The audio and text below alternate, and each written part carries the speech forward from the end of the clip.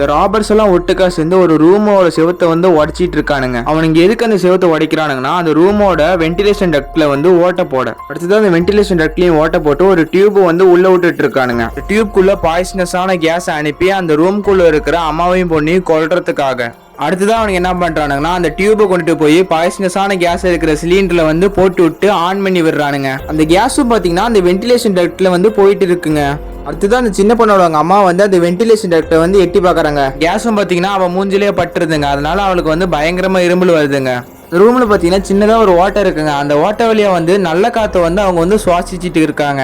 இதான் பாத்தீங்கன்னா அவளுக்கு ஒரு டேப் கிடைக்குதுங்க. அந்த டேப் எடுத்துட்டு போய் அந்த வென்டிலேஷன் டக்ட் வழியா ஒட்டி விடுறாங்க. அவ என்னதான் அதை ஒட்டி விட்டு இருந்தாலுமே அந்த கேஸோட பிரஷர் தாங்க முடியாம அந்த டேப்பும் பாத்தீங்கன்னா பிச்சுக்குதுங்க. கேஸும் பாத்தீங்கன்னா அந்த ரூம் ஃபுல்லா பரவிடுதுங்க.